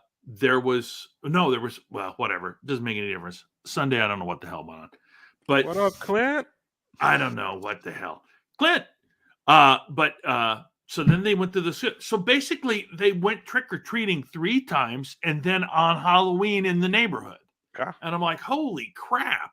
You know, yeah, it's Boy, HCW. that's a way to do it. But this trunk or treat thing, holy crap! And some of these Yeah, it's people the thing go to do. all out Mhm. to have the the kids. And so then they voted, and then if you have a good trunk, you get a prize. Yeah. And some of them had shoots, and some of them had stuff, and it was pretty cool. Yeah, they're pretty neat. Tommy, did you at least go to the bar? Did anybody go celebrate Halloween? Oh, I didn't. I was in South Dakota this weekend. I mean, I went to the show was at a bar on Saturday. How was that? 13 people actually showed up for the show. 15. Sorry, there's 2 people who walked in the last 10 minutes of the headliner set, which is fucking stupid. The bar reportedly kept telling the headliner and myself before the show, "Oh, we got like 2 groups, like 20 coming in later, so we'll have a packed house." I'm like, "All right, cool." And then we got to about 8:00 showtime. Fucking nothing. And then we were like, well, all right, well, we'll just start a little later. And then we started about 8:15. No one showed up. I literally walked to the bar afterwards. There's 2 groups of about 20 hunters in the bar. They didn't want to go to the fucking show. They just wanted to come to the bar. It's like, you know what? Don't fucking tell me. So, I mean, it was fun. Dude, I hate bars. I hate bars when they do like an event like that and they're like, "Oh, but we're gonna have all the." And it's like, yeah, but are they going to come where we are? Yeah, I want to know the pre-sales. I want to know what you're anticipating. Like, who's been talking about, like, oh shit, I'm gonna get some people together because I, love to laugh. Blah blah. I mean, Wessington Springs is so small, though. Like, I did not realize how small a town this was until I drove upon it. Yeah, that's a blinker. Yeah, and I mean the Legion. Really nice venue, actually, as far as how it's set up. They technically have a steakhouse with it too. Like, that's their major push, is having better food, which better food than where exactly? I mean, it's good food for middle of nowhere on the prairie. And unfortunately, I did not enjoy it. I enjoyed plenty of Jack and Sevens. So I got a drink on, and then I got to hang out with my friends though in the school outside Miller. So got to see them, got to hang with their kids. My neck is still fucking sore from being the human jungle gym with the nieces and nephews, if you will. So nice. I can't take this fucking mustache serious. The ginger cop Farva here. You want a Lyra Cola with this nonsense? Grow up, top shelf. Get a beard and stop the shenanigans. I had a beard. I literally shaved it down to this. It's literally for Movember. If anybody doesn't know Movember, it's literally to build awareness for prostate cancer and getting checked for that, and then also men's mental health issues, so depression, anxiety, things like that. So I know it looks terrible on me. It always has looked terrible on me. Anytime I shave into a stash, it always looks fucking god awful. Sorry that you're gonna have to deal with it for another 4 months through the end of the month. Sorry, HCW. Oh God, you mean weeks? You mean weeks, right? Weeks. Sorry. Oh God, the rest of the month. I was about to say. I mean, unless you're like using this as a gimmick, I don't know about 4 months, bro. No, might hurt your dating. Might hurt your dating world. I might be. You know what? That's very funny, HCW. That's very true. I'm gonna start blocking you though, for sure. I have that power. Fucking delete. Don't do that. Don't do that. I'm not gonna be a prick. All right. Like, listen, a prick, but not. A prick would mute your mic. Stop it. Jesus, what's fucking wrong with you, dude? Listen, anytime I'm joking around about like deleting comments and stuff like that, and you mute me, you make yourself look like an idiot. That's how I know. I would say that you don't quite understand if I don't my look fucking like an sarcasm. Idiot, put an L. If I do look like an idiot, put an F. I don't think it's me. I don't think it's me. Why L or F? F. You can't vote more than once. Well, Tom can, because Tom can, because Tom. I've been told by certain political parties to vote early and often. So fuck you. By the way, it's going to be real fun next week when we have fucking politics going head to head with our fucking show. You and I have had the worst luck, Tom, with goddamn election night. That's actually that's okay. That's a funny story. And I don't know if we've really mentioned it even here before. I've known John for like 9 of the 10 years I've been doing comedy, but the very first show we were able to do, election night 2016, the night, if you will, depending on what side you fall on the fucking aisle and shit like that. There is 7 people in the bar at the casino in Danbury, Wisconsin. I literally fly up there as soon as I'm done voting. I go home, change shirts out of my work shit, and then just like drive 2 hours north for not even a good fucking payday either. It's like fucking middle of nowhere for fucking fuck all money. Shouldn't even be fucking taking it other than it's like, well, I guess I have nothing else to do on a fucking Tuesday night other than watch election coverage. Yeah. And it's like every other TV is either election coverage or the Timberwolves game. They did not turn them off for the fucking show. We had to be clean, by the way, too. So I'm swearing more than I got to that show. Yeah. I walk in 2 minutes before the show. JR is already there. I talk to the sound guy. The booker's not going to be there. No management's going to be there. Sound guy, coolest dude in the world. Forgot his name. I think it was like Matthew or something like that. I go up there. It's like, hey, everybody, I just drove 2 hours to be here. Who's ready for election coverage? And it's like just crickets. Like, I don't remember which one of these sound bites is crickets, so I'm not going to fucking play it. But, I mean, it was terrible. I got to know through JR's experience the luxury samplings of the St. Croix Casino, Danbury, Wisconsin prime rib, which, by the way, it's like an 1.5 inch cut of prime rib. It's one of the best fucking meals you can get. I'm hungry. Yeah, no shit. I shouldn't even say that because I haven't eaten since fucking lunch. Me neither. I hadn't eaten since yesterday. I will say this: when given the option to go to the buffet at Danbury or get or use your coupons, because they give you 2. Yeah, you use your coupons for 2 prime rib sandwiches. You got to pay a little extra to get the other prime rib sandwich, but it's better than the entire buffet. Because some of that buffet stuff is like, I think they used this rice yesterday. Never been there in time to actually get the buffet before the show. Thank fuck God. Yeah, but I'll tell you, there are very few casino gigs where you get paid and get the buffet. That the buffet is worth shit. Yes. And also too, I what I hate is the fact that every time I've done it 3 times, I'm always offered a room and I say no, and then there's no extra money on top of it. It's like, yeah, give me the fucking money. And I know it's not much because the hotels there in Danbury are, from what I hear, are fucking atrocious. Well, and this is not shit on that casino, but they are also the ones who banned JR, which fuck those guys. The hotel at the casino, and then the one across the parking lot, which it wasn't burned down, but the last time I went there, it burned down. They had a fire in there. I wonder how somebody was smoking. But yeah, smoking meth. I don't know. Maybe making meth. You never know. Never know. Best place though. I did get booked, and I worked several times at the Hard Rock Cafe down in Sioux City, Iowa. And you would think, oh my God, what the fuck is that about? But it's a fantastic place. They got a fantastic, huge room. They don't do comedy in there anymore. But holy shit, I always made sure I went early because you got buffet there. And that was a good goddamn buffet. That was a Las Vegas buffet, guys. HCW is saying that meth makes you strong. And he also wants to know if anybody knows of any wrestling in Vegas, November 16th through the 25th.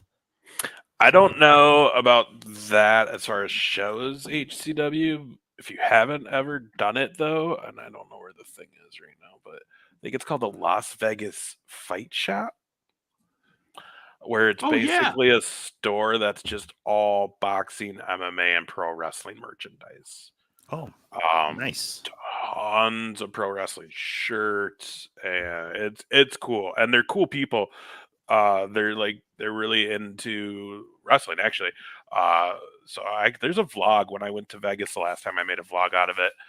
I think it's on the Briscoe and Big Ace YouTube, so check it out. And you can kind of get some highlights of that place, but it's pretty dope. And they were super cool. They're really into the stuff. So yeah, check it out.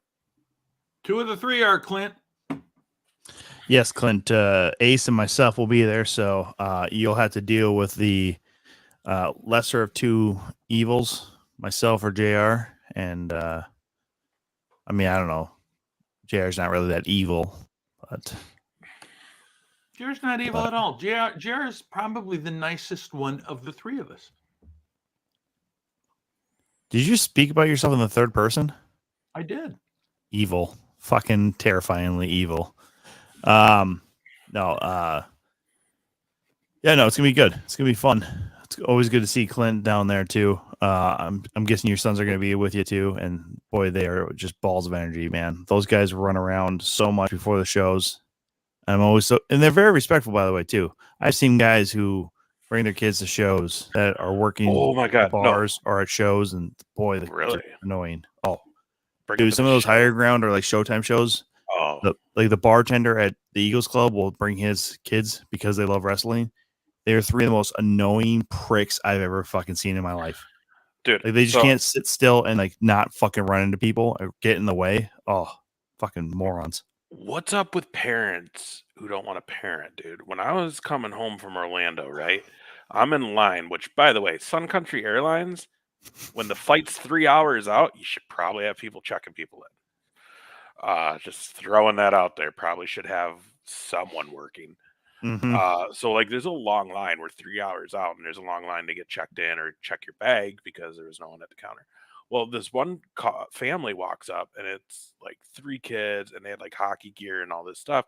Well, they're like in the priority line. And when they finally went to go, when people finally came and started working, they're up there talking. And one of the little girls is just grabbing the security rope, pulling it out of the, because it goes into the post, pulling it out and just letting it go. And it's literally hitting the people on the other side as it flies to go back into the post for like 10 minutes before the mom finally looked up and was like, hey, went back doing her shit for 5 minutes and then finally came over and was like, no, and brought the kid over. And I'm just sitting there like, why would you not just be like, hey, don't touch that shit. Come here. Like, Absolutely. You're right. I'm with you, HCW. I got beat one time by a neighbor, my friend's parent and stuff like that, because that was the deal. If I got a line at their house, it was their house. You're just another kid in the family at that point. true story. And then Very true. basically story. passed me off my parents, and it was literally just like, yeah, we beat them. And they're like, all right, we fucking was out of line. It's like, sweet. Then you got beat again. I did. That's true. The loving swing of a loving parent. That's right. Right. But back in those days, man, all the neighbors knew everybody. And everybody, other than the creepy fucking couple that lived up the hill, everybody was your parents' eyes and ears. Mm-hmm. Yep. If your parents were getting phone calls from other people, other parents and stuff like that, you probably were a good kid. And if they did, fuck, how did you make it that far in life without fucking adjusting yourself? Oh, man. Anyways, JR, you brought this up when we got on, and I kind of told you to hold up because I figured we'd do it here. But yeah, you, Asuka and Bliss, new women's tag team champions. And I didn't even get to watch a whole match. Like I was doing stuff, and all of a sudden, boom, I come upstairs and I watch like the last 10 or 15 minutes of Raw, and I get a huge smile on my face because they won. Now, I didn't get home till a little bit, like I got home at like 9:30, like to my actual home last night. By the time we got off the plane, car ride back to Rochester and all that shit. So did they end Raw with those two winning the tag title? Yeah. And nothing else happened? Nope. So, like, is this a thing? They're going to really build Asuka and Bliss as a team? I don't know. Or did they, like, drop this shit at the next pay-per-view? Well, you got Premium live event, sorry. Yeah, you got Saudi live coming event. up on Saturday. But is it? I don't know. Well, what do you mean? Is it happening on Saturday? I thought I read something about how Iran's threatening an attack on Saudi Arabia, like soon. Well, I hope it's not Saturday. I would say good luck to Iran. I'm not kidding about that. They have almost zero military in comparison to Saudi Arabia. So if they're attacked, that's beyond the point. I think it will still happen. No, I only watched a little bit up front. I did see the challenge from Alexa Bliss and Asuka. It's good to hear that they won. It does sound like all 6 women, all damage control, and then Bianca Belair and Bliss and Asuka will be at Crown Jewel on Saturday. Since it's a last woman standing match, so they need to make sure everything is copacetic between. Which is Belair. when you think about it, that's really going to be crazy. Last woman standing in Saudi. I just, when you think about the progression that they have made, from even having women wrestle there to having a last woman standing match, that's kind of amazing. Well, what you didn't know is that actually the last woman standing still gets stoned by the audience. So it's for being an infidel. Just at the end of the match, they all just get arrested and thrown in jail. All 4 women or all 6 women. Well, I will say this: it's always the most awkward thing to see what the women have to wrestle in over there in Saudi Arabia. It's almost personally, it'd almost be better to not have them wrestle because they're in those long garbs and stuff like that. Then like the t-shirts over the top, it's just it's painful to watch. Maybe, I mean, that's why it doesn't make any sense for Iran to go after Saudi Arabia either, because they're both dealing with Islamic fundamentalism in that respect. But again, this is not a political show. Go to Corey Adams' show or something like that. I have not really watched any of this. I think I watched the first Saudi show and that's it. I haven't watched any of them since. Yeah. I always forget that it starts at like 11 o'clock in the morning. Oh yeah, that too. You know, this one is on Saturday, but I mean, I'm gonna have, you know, I gotta hot foot myself up to Duluth. You guys will be hot footing it down to Waterloo. And so it's like, it's one of those where I don't know if I'll go back and watch it. I hate to say it, but you know, WWE will post the highlights on YouTube and you don't have to watch a whole show. Yeah. Plus, who gives a shit about this when we have Survivor Series coming up now? Yeah. Well, to be real honest with you too, I don't see a title change happening in Saudi Arabia, mostly because the one that we have hyped, which is, it's fucking bullshit, by the way, that Roman Reigns is defending the title on this fucking premium live event and not the actual last fucking pay-per-view. He wasn't even fucking involved. It's like, are you shitting me, dude? You're going to, I mean, I understand how much money you're making off of fucking Saudi Arabia and shit. I get it. I do. Money is fucking everything when it comes to WWE.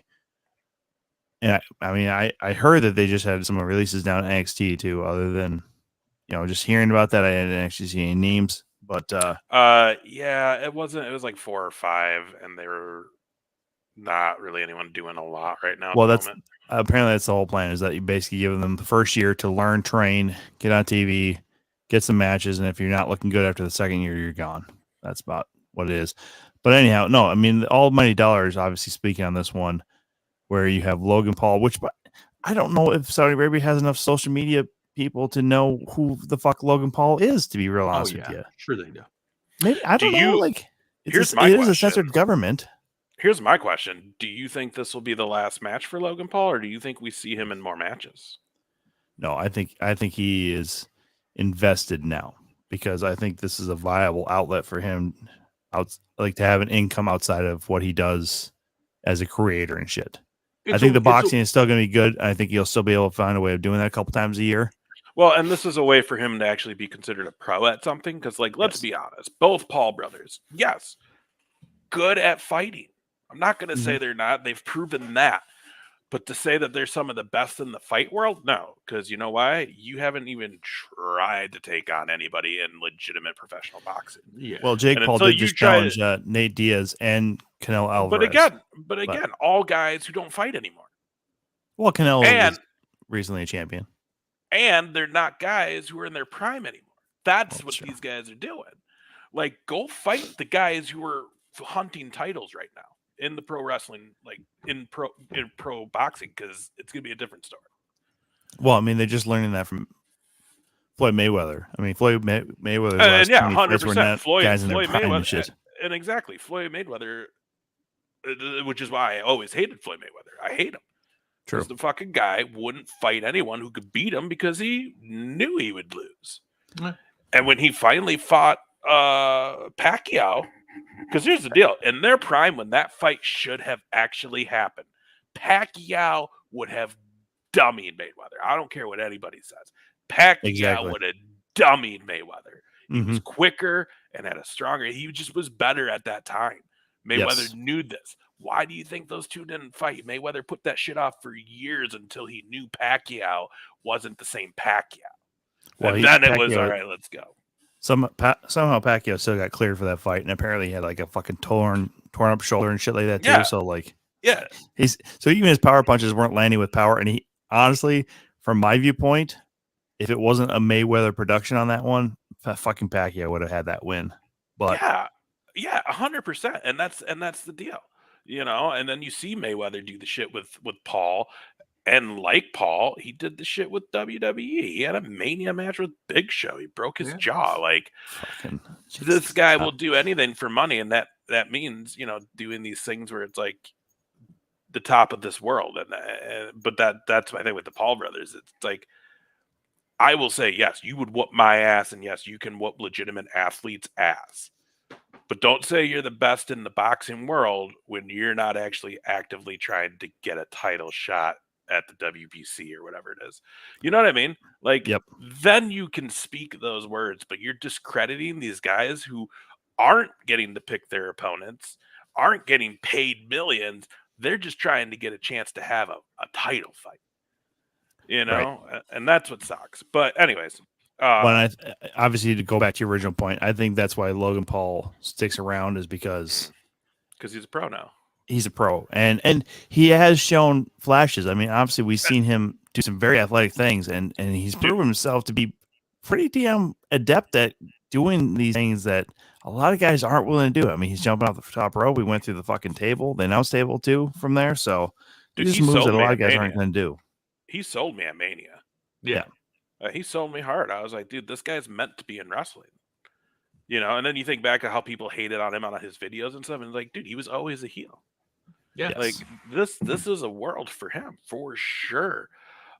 You know, he just took to it. It's kind of like a Pat McAfee situation. Like that guy just took to it. Granted, yeah, he had a ring at home, so he was able to like mess around, but still, first televised match ever was a banger with Adam Cole.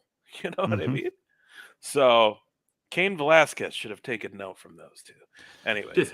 Cain Velasquez should have stepped in that ring. Busy shooting people or stabbing people. Hey, but you know what? Shout out to Cain though. Like, he's taking care of family. Yes. Like, I don't agree with any shit like violence like that, but when you heard that story, it was like, that sucks, and I wish you would have handled it differently. I'm an island boy. But dude, at the end of the day, dude, like, I'd probably do the same. Maybe not shoot him, but yeah. If like someone like fucking sexually assaulted one of my nephews or nieces, oh hell yeah, you getting your ass whooped. Yeah, fuck you protect family fucking way more. You know, so I get that. I and that sucks for him because that's what he was doing. He wasn't trying to like be malicious and just be senselessly killing, but like that sucks. Because he's someone that I think if they would have put a lot more time in before putting him out there with Ray, he could have been good. Yeah. Mm-hmm. Tough dude. Yeah. I will also say this because, Tom, you were talking about Reigns being at this Saudi show and not at at the previous pay-per-view. I find it interesting and funny that all of the Brock, you're a part-timer, Brock, you're a part-timer, Brock, you're a part-timer. It's like, oh, who's the part-timer now? You know, But that's how it always goes. I know it is. And look at Cena and The Rock. Yeah. And it's just funny that they use that continually. And I'm waiting for them to use that with Reigns, because ultimately it will recycle, right? I mean, somebody's going to do that. Mm-hmm. Well, I mean, who finally dethrones Reigns? I kind of feel like at this point you might as well just wait for Cody to come back and then do it. Yeah. You've gone on this long. I mean, but then again, too, I mean, Sammy is shining like no fucking tomorrow in this whole story, right? And that's the thing. That's who's the to story. Say that, because everybody's automatically chalked it up to he's doing this to screw the Usos. But what if that's not it? The whole deal is he's eventually going to take that title off Reigns. That would be amazing. I think the way that it's going right now is super interesting in terms of the other Usos siding with Sammy against Jay. Well, because they have more Usiness to them. It's just the greatest. It's just the greatest. And I don't know if you saw the clip of Jay saying it's because he's more Usi, and then they both couldn't help but crack up. It was beautiful. I mean, he's killing it, and we know he's a legitimate, like, you know, he can wrestle. He's a very good athletic wrestler. He is someone that could legitimately, if they do the story right, beat Roman Reigns and be the title champ. Yeah. I don't know if that's just the crazy dancing and stuff. I don't know if they'll put the title on him. That's where I'm kind of like, because, you know, they like to still have someone that's going to be the face of the company. So I could see them having Sammy beat him, but not for the title. I mean, Clint's pretty dead on there too. Yeah, I mean, it is something that people would like freak out over, you know. Interesting. I'm all for it though, dude. I love this ride with them. I really do. And I haven't paid. I didn't see SmackDown because obviously I was traveling and out of town. And to be honest, I'll just tell you guys because he says it, but Wes don't watch wrestling. Yeah. So we didn't watch any wrestling while I was there. So I didn't see SmackDown, but it sounds like they had, or was this on Raw? The Uncle Howdy and how it's apparently Bo Dallas. Yeah, I think so, but I don't know. I didn't see it. I was also traveling on Friday, and when you're in the middle of South Dakota or Eastern South Dakota, there's no reception strong enough to get your data to fucking come through. So I couldn't just watch it as I was driving, because that also sounds dangerous, right? That's not very I generally wouldn't do that. Yeah. Although Top Shelf could do anything. I do what I want. That's for damn sure. There you go. You'll win. The cop won't give you a ticket at all if you just tell him that. I mean, actually, now that I look like a cop, it's basically like he'd be like, "Hey, what's up, brother?" I'm like, do you have the man. aviators? Just a little off duty traveling. Sorry about that. Sorry, I was speeding. And like, you got your aviators? Oh yeah, fucking for sure, dude. Those are always in the car, dude. If you were driving a Crown Vic right now, then I would be all about it. Yep. Oh no way, man! They all drive those what is it? Explorers now. Explorers or Durangos, dude. That's what they all fucking drive. Really? Yeah, dude. Stepping up the game up there, huh? I think they were doing expeditions down here. Damn. I'm gonna pop this up real quick. Pop it up. That HGW says through the years in comedy and what's in my favorite era in evolution. So I graduated from high school in 1979. I was fortunate enough to be around. I wasn't even born yet. I know. Well, you know, it's not my fault. But I was fortunate enough to have, you know, back in those days, it was record albums. Okay. And so you'd buy a record, you'd buy the George Carlin, you'd buy Cheech and Chong. I had every Cheech and Chong. I also, weirdly enough, have all of the Monty Python records. Which were strange and weird because some of them were the skits, but some of them were stuff that was never on Monty Python. And they, in fact, even had this weird double grooved record where if you didn't put it on the right place, you'd hear one side, and then if you put it on the right place, you'd hear another side. So it was basically a 3-sided record with 2 sides. But I digress. Also, Steve Martin during that time,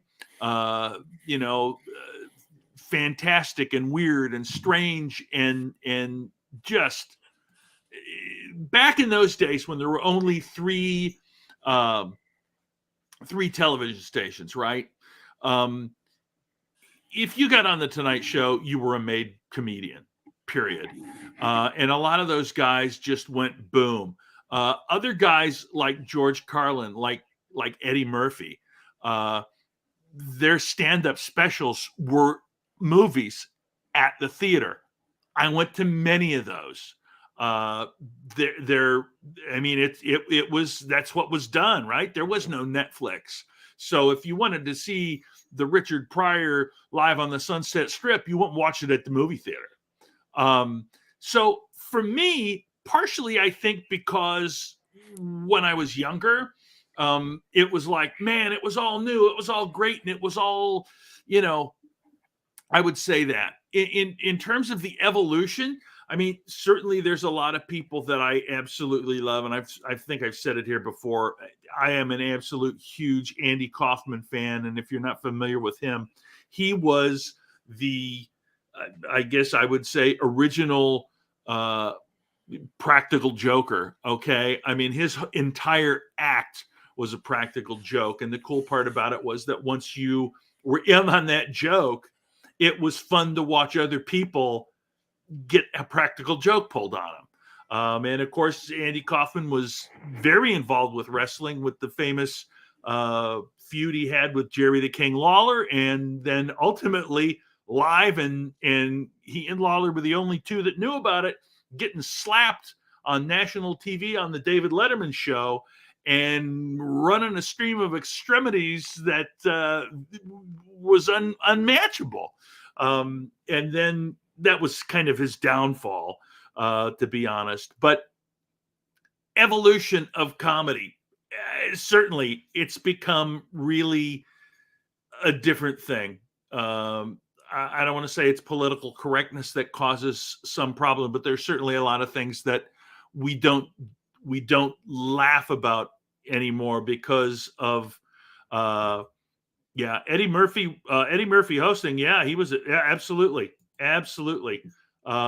Eddie Murphy. I mean, I remember Buckwheat. I don't know if Buckwheat would be doable anymore. I remember him doing Gumby. I'm Gumby, damn it. Which was, I always thought was funny, but a lot of people don't. But did he host it while being a cast member? I think he did, but if not, it was like he was gone 1 year and then came back. It was really quick. If it wasn't while he was the cast member, I don't recall, to be honest with you, Tim. But anyway, having said that, I mean, obviously, if you ask somebody that's older, they would probably say something else. If you ask somebody that was younger, they weren't around during that era, right? So I think with a lot of things, right? Like as I get older, I get nostalgic. And when I want to listen to music, guess what? I listen to 70s on 7 on Sirius XM. All right. Because it's weird because that nostalgia is like when you started driving a car. I don't remember some stuff, 1970, 71, 72. But the minute I started driving a car, I remember all of that stuff. I remember putting an 8-track of Kiss Destroyer in my mom's Chrysler station wagon, driving it around. So it's hard to say. I don't know if that really answers your question. I don't know, Tom. What do you think?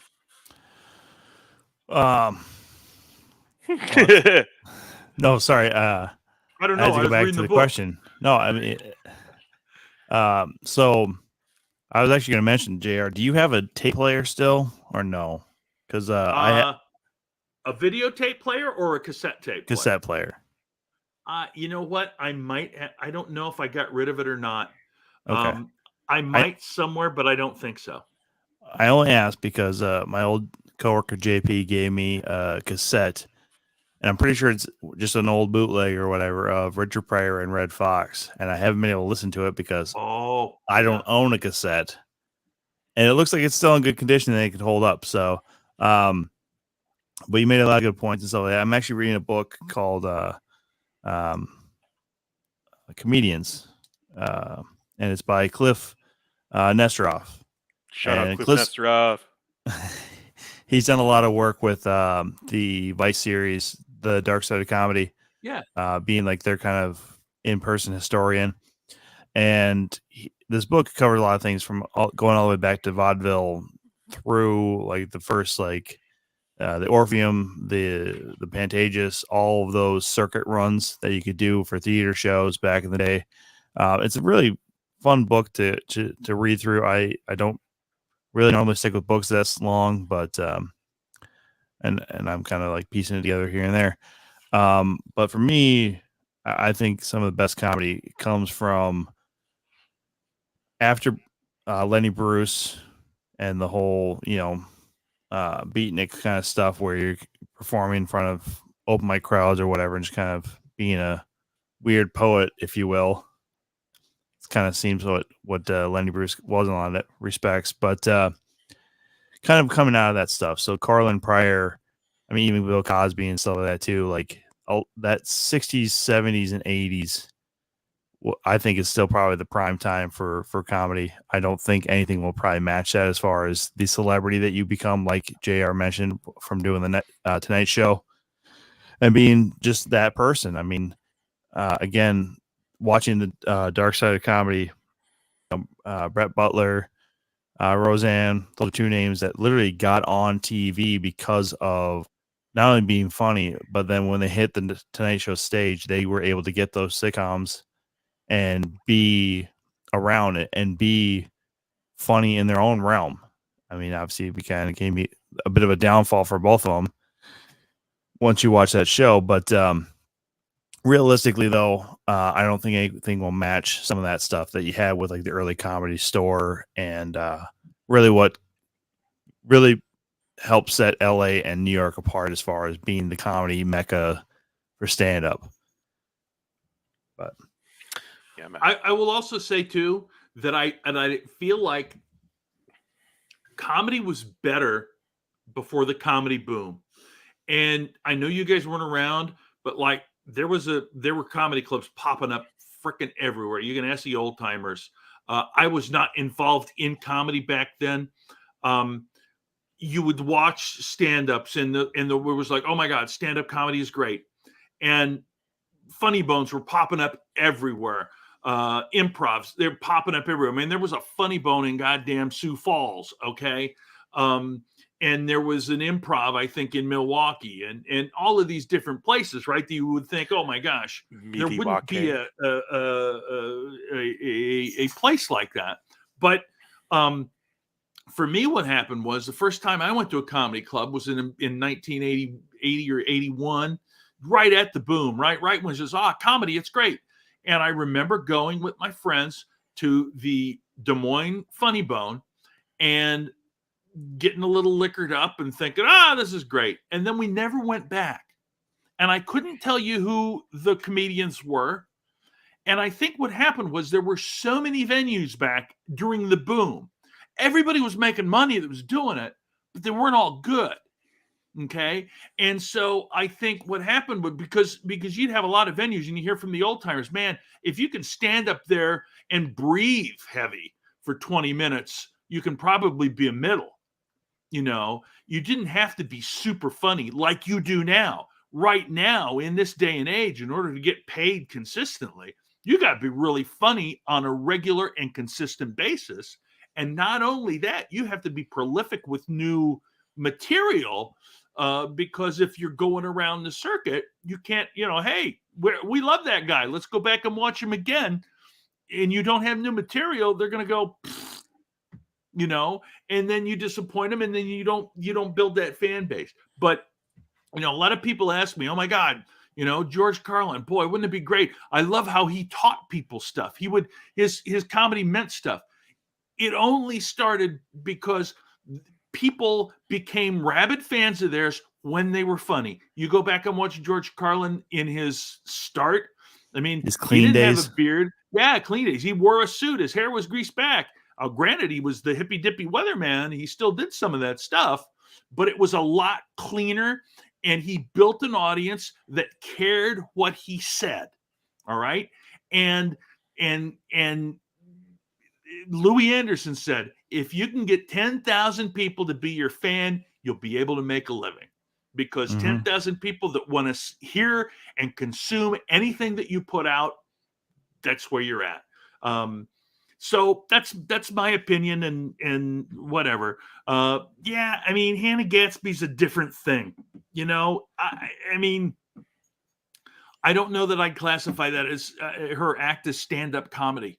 You know, I'm not saying that it's, I'm not saying, you know, see, and this is the thing. It's like, I've worked with a lot of people. I've worked with people that do impressions and haven't changed them, and they're old and ancient, right? And it's like, man, because I can do it. Ace knows I can do a lot of voices and all sorts of crap. I don't hardly do it at all in my act, because I think it's a shortcut and a shitty way to do it. I've worked with people who are absolutely fantastic at it. And for example, I know one guy that does a deal about Pink Floyd's Dark Side of the Moon, which, by the way, was released in 1972.